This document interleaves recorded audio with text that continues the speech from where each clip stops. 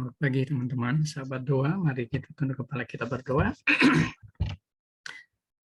Maha besar Tuhan Allah Bapa kami dalam surga, terima kasih untuk kesempatan pagi ini kembali kami boleh datang menghadap hadirat Tuhan untuk melanjutkan sesi training kami sepanjang satu pekan ini.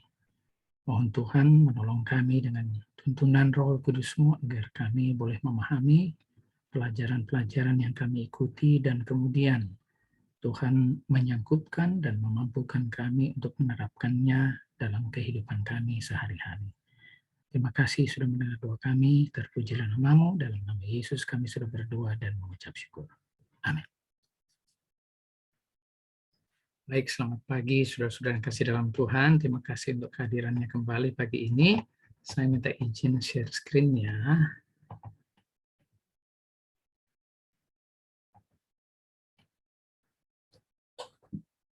Oke. Selama 4 hari ini kami ada health camp atau health revival untuk pengerja. Istri saya sudah berangkat duluan, saya masih tinggal di rumah, nanti saya nyusul. Kita akan lanjutkan sesi pelajaran kita untuk teaching new formulation. Saya berharap saudara-saudara sudah mempraktekkan penerapannya untuk compassionate seeing sepanjang hari kemarin. Saya sendiri jadi termotivasi untuk menerapkan kembali kebiasaan yang saya lakukan untuk compassionate seeing. Kadang-kadang kita tergoda untuk mengabaikan kesempatan-kesempatan yang mungkin Tuhan ingin menggunakan kita sebagai channel of blessings atas dasar kekhawatiran kita untuk melakukannya. Namun saya percaya bahwa satu prinsip sederhana yang mungkin banyak sekali kita tolak untuk kita lakukan adalah menghindari kesulitan dan kesukaran atau kesusahan saat kita menerapkan prinsip ini. Dalam Alkitab saya tahu bahwa saudara mungkin sudah pernah mendengar tulisan Rasul Paulus yang mengucapkan bahwa semua yang beribadah kepada Tuhan akan menderita aniaya. Dalam konsep practical living, sebenarnya ini mengacu pada peristiwa-peristiwa kesulitan dan kesusahan yang akan Anda lalui sepanjang kehidupan Anda. Anda bisa kehilangan pekerjaan, bisa kehilangan orang yang dikasihi, bisa kehilangan berkat, bisa mendapatkan penyakit, bahkan saat Anda menolong sesama. Anda bisa difitnah, bisa dituduh melakukan sesuatu berdasarkan motivasi negatif, ya, dan lain sebagainya. Saya percaya kita tidak bisa mengontrol reaksi orang terhadap bahkan perbuatan baik yang kita lakukan. Namun, bukan berarti kekhawatiran kita untuk konsekuensi itu menghalangi kita untuk menunjukkan integritas kita sebagai pengikut Tuhan yang sejati. Terlepas dari konsekuensi negatif itu akan kita alami dan mungkin kita tidak siap untuk menghadapinya. Namun inilah proses pembelajaran hidup yang setiap hari mungkin Anda akan lalui. Mungkin kita bisa survei kecil-kecilan lah. Sepanjang kehidupan kekristenan kita, mana lebih banyak kita jalani? Kebahagiaan, kesenangan hidup karena mengikuti Yesus, atau kesulitan dan kesusahan yang sebenarnya Tuhan mengizinkan hal itu untuk menolong kita dalam proses pembelajaran hidup untuk lebih tegar, lebih tabah, lebih teguh, serta proses pembentukan ketergantungan kita kepada Tuhan jadi lebih tinggi. Ya, saya tidak menjudge kehidupan setiap orang, namun saya tahu dan percaya ada banyak kesaksian hidup dari beberapa klien yang ungkapkan kepada saya bagaimana mereka akhirnya menyadari kenapa sampai hal itu terjadi dalam hidup mereka, dan mereka sadar bahwa itu sebenarnya adalah proses pembentukan iman untuk menolong mereka lebih percaya kepada Tuhan, bahwa Tuhan akan tetap mengontrol semua situasi dan kondisi hidup yang kita jalani. Pagi ini kita masuk ke sesi kedua, heartfelt listening. Saya ambil satu ayat yang tentunya ini akan menjadi acuan nanti dalam praktek kita untuk sesi kedua, ya. Namun review pelajaran kemarin, mungkin saya perlu tambahkan bahwa compassionate seeing yang rumusnya adalah I accept everything I see, yang saya dasari dari Lukas pasal 10 ayat 33 tentang compassion, yang mengacu pada sistem dan prinsip the golden rule yang ternyata memang dipraktekkan hampir seluruh religious belief atau system of belief dari word religion. Karena apa yang Anda lakukan sama orang itu sebenarnya juga akan diharapkan orang lakukan. Logical thinking-nya tidak ada orang yang mau menyusahkan hidup orang lain. So basically that's the basic principles yang juga mungkin nanti akan menjadi acuan bagi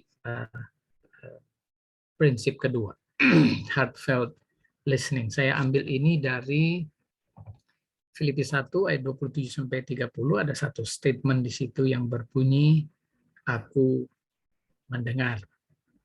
Ya, saya berikan sebuah kutipan yang dikutip oleh Bible God Quotes dari Mother Teresa. God speaks in the silence of the heart. Listening is the beginning of prayer.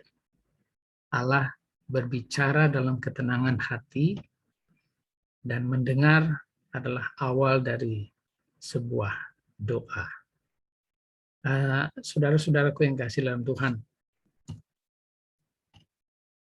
kita sering bertemu dengan orang-orang seperti ini dalam perjalanan hidup kita. Ya, ada orang yang tipenya menganggap dirinya tahu segala hal. Setiap kali kita ketemu dengan orang itu, kita tidak punya kesempatan untuk berbicara, bahkan mendengarkan dengan serius. Malah mungkin bosan kita dengar orang yang tahu, sombong lah, tahu segala macam lah. Harus belajar dari dia terus-terus. Belum lagi kita ketemu dengan orang yang kita harapkan aktif, ikut bekerja, ikut melayani, tapi pasif, ya, mengundurkan diri selalu, menghindarkan diri selalu. Ada yang ya diktator. Selain mungkin dia pikir dia tahu segalanya, dia pikir dia the best, dia mau memimpin segala sesuatu, dan kita merasa terintimidasi dalam konteks organisasi atau konteks pelayanan. Ya, saya ketemu salah satu staf yang berani menyaksikan bahwa dalam kepemimpinan seorang teman dan sahabat saya, konsep ini dilakukan. Disampaikan idenya, lalu dia menawarkan ini ideas, you can contribute. Pas di contribute ideas, malah dia menerapkan idenya secara pribadi. Ya, kita ketemu juga orang-orang yang selalu bilang iya tanpa memikirkan konsekuensi, lalu selalu menolak karena beralasan sibuk, ya, tidak punya kesempatan, tidak punya waktu. Dan yang satu, the grippers, dia menghandle semua situasi. Ya, hal-hal ini sering terjadi dan membuat kita uring-uringan, ya, dalam perjalanan hidup kita. Dan Anda tidak bisa merubah. Ya, kita mungkin pernah menambahkan sebuah nasihat, petua, dan mungkin teguran kepada tipe-tipe orang-orang tersebut. Dan mereka tidak pernah mendengarkan Anda. Tetapi ya, seperti yang diungkapkan oleh Schröder, you cannot change the person who is not listening to you, but you can change your listening skills. Anda bisa merubah kemampuan daripada mendengar Anda. Dan meningkatkan kemampuan ini can change how you are in your relationship with others in your personal and professional life. Ini akan merubah hubungan Anda dengan orang lain, menurut Christine Hazen Molina. Nah, kalau Anda pernah menghadapi orang-orang ini dan kebanyakan dari mereka menyusahkan perjalanan hidup Anda, menyakiti Anda, menguburkan masa depan Anda, membuat Anda stres dan depresi, menghilangkan kesempatan-kesempatan emas Anda dalam karir, merusak hubungan Anda dengan pasangan Anda, menyesatkan masa depan anak-anak Anda. Pertanyaannya, how do you feel? How do you respond and react to these people? Kunci pertama dari tantangan dalam perjalanan hidup kita sebenarnya adalah reaksi dan respon Anda secara pribadi.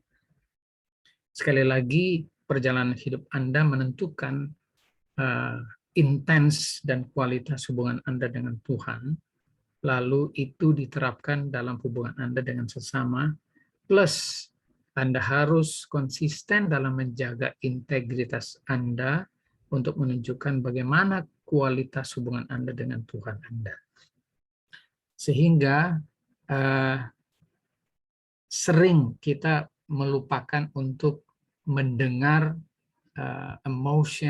inner emotion and inner feelings kita dalam waktu beberapa saat.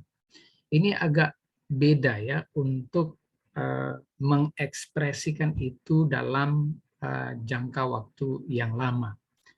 Yang saya ingin tegaskan dan tekankan dalam heartfelt listening ini, prosesnya itu membutuhkan deep consideration.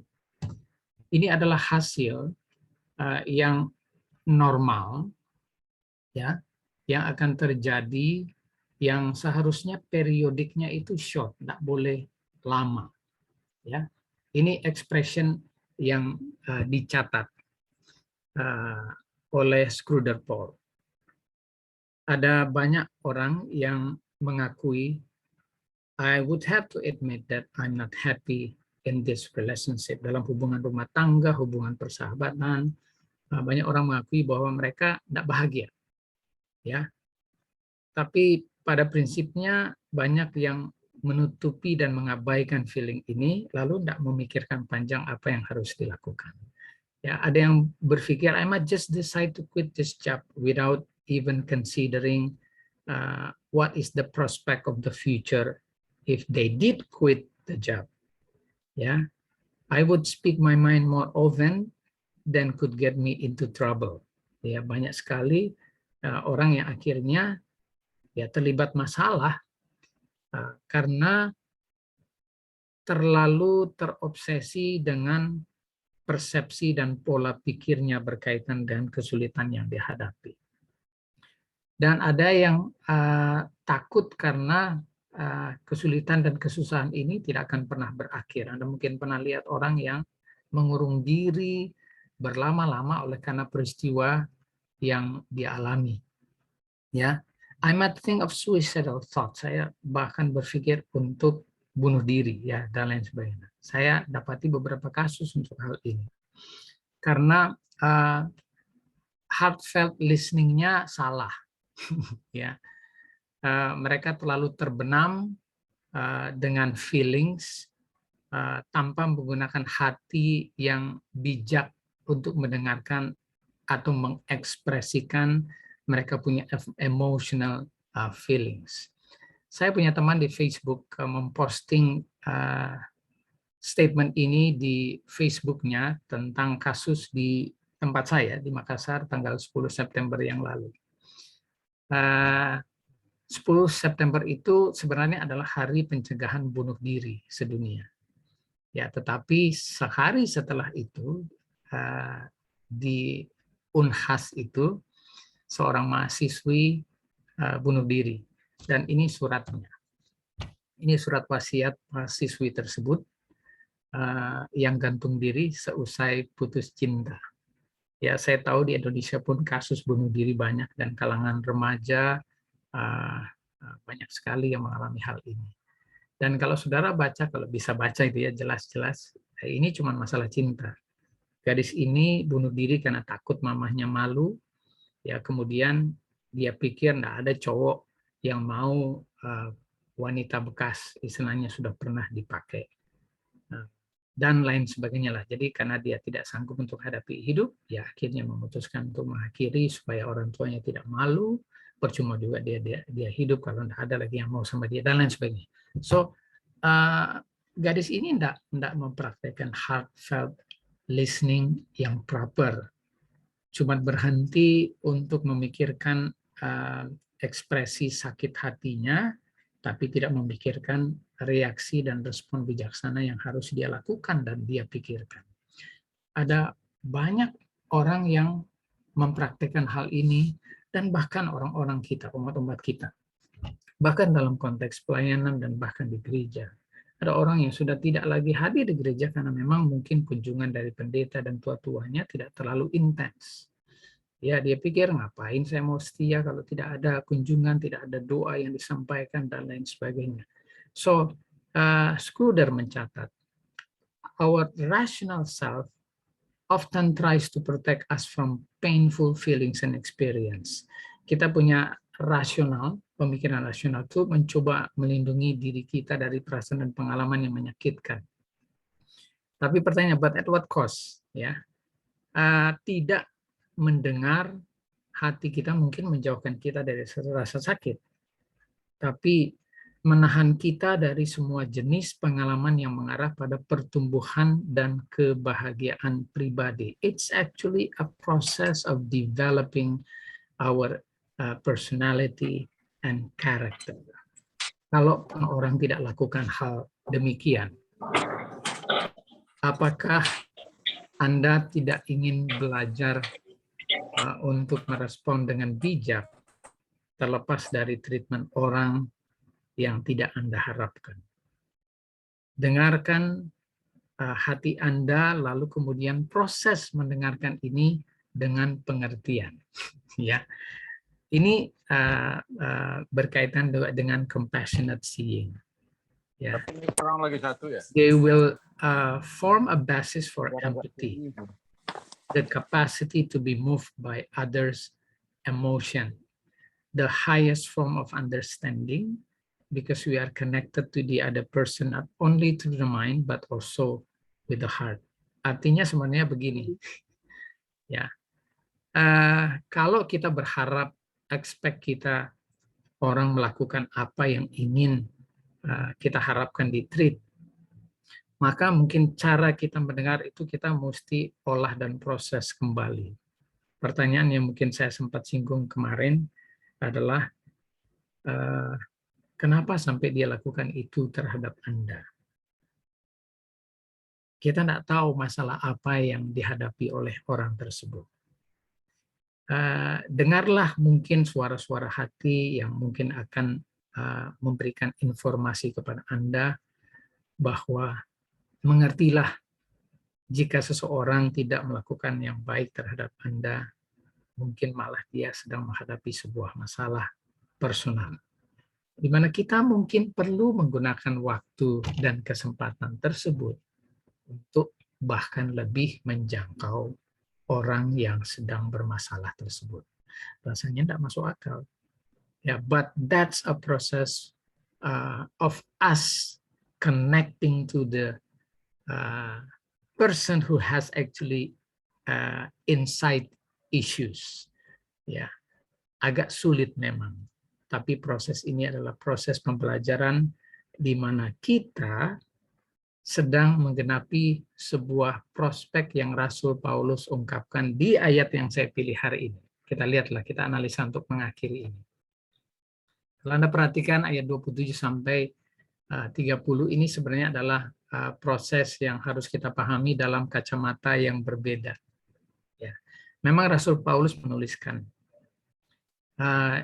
dia ingin mendengar sebuah proses yang terjadi di balik dari kalau dia tidak ada.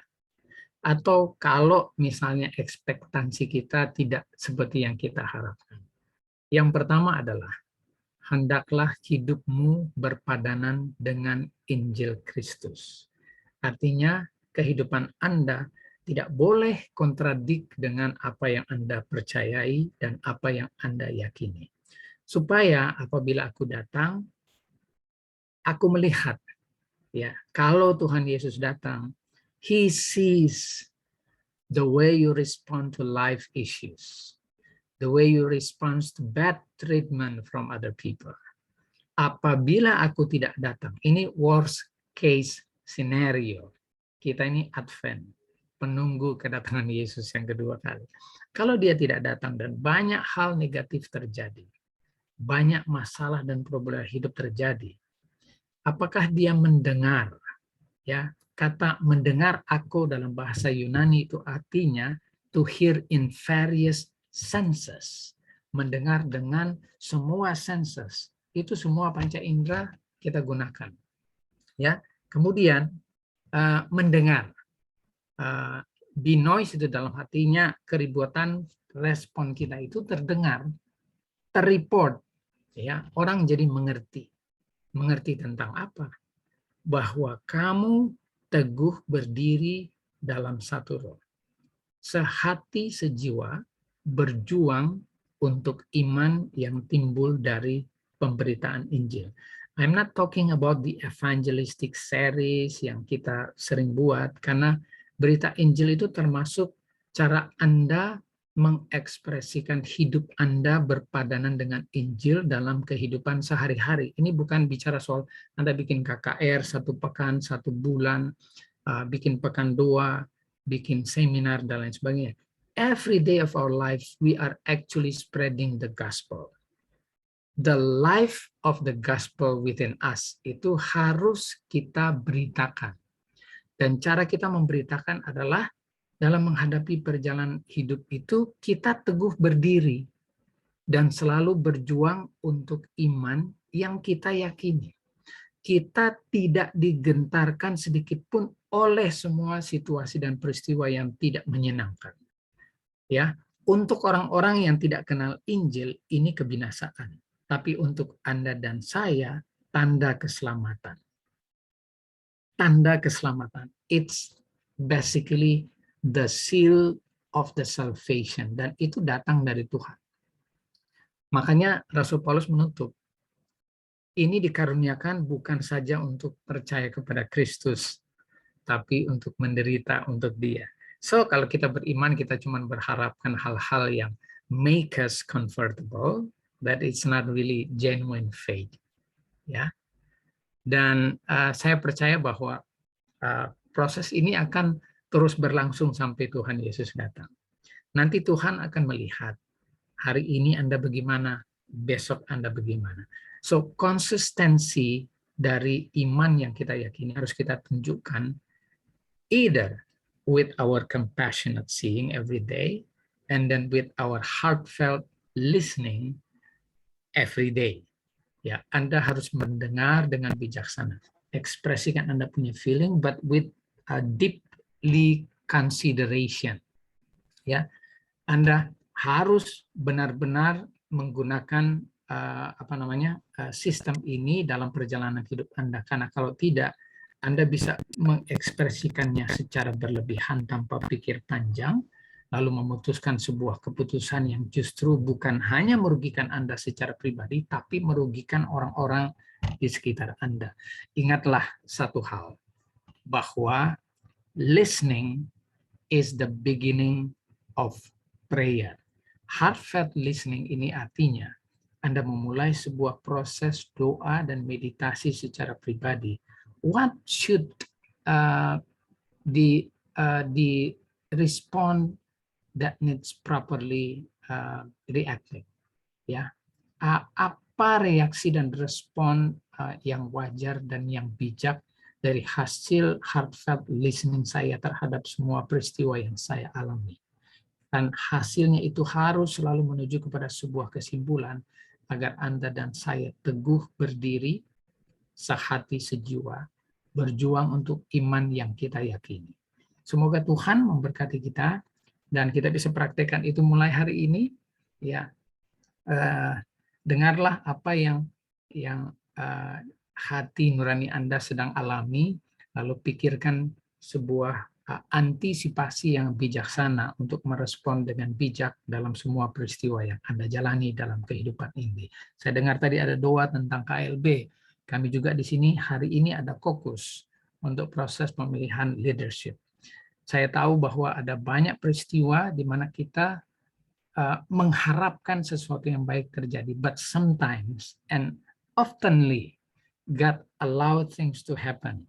Bukan hanya untuk supaya kita belajar memproses diri kita, tapi mungkin dia sedang memproses orang yang kita berharap tidak dipilih untuk memimpin sebuah organisasi, dan ternyata terpilih. Tetapi dalam waktu beberapa periode, orang tersebut mengalami sebuah proses didikan dan disiplin Tuhan. Dan akhirnya meskipun dia harus duduk seperti tidak kita harapkan, tapi dia mendapatkan sebuah pelajaran yang mungkin akan lebih telak karena Tuhan yang gunakan proses itu, bukan yang kita impi-impikan dan bukan yang kita rencanakan. Semoga kita bisa menggunakan proses half-faith listening meskipun apa yang kita harapkan tidak sesuai dengan yang kita inginkan, but God is still in control.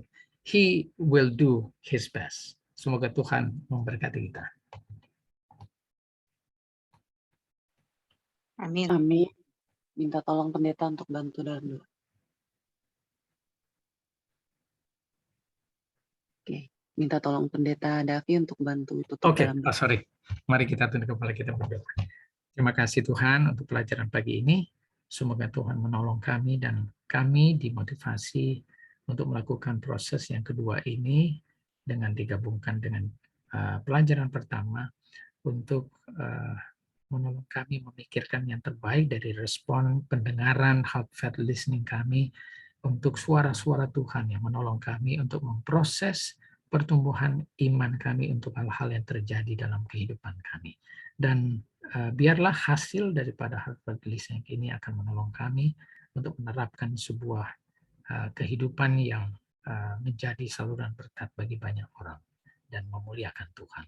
Sertai kami sepanjang hari ini dalam semua aktivitas kami masing-masing, teman-teman yang akan bekerja dalam setiap pekerjaan yang mereka tekuni, pelayanan yang mereka terlibat dengan semua rumah tangga, anak-anak yang Tuhan percayakan, biarlah kami semua akan boleh tetap menjalani hidup ini dengan bijaksana untuk tetap setia sampai Tuhan Yesus datang. Di dalam nama Yesus kami sudah berdoa dan mengucap syukur.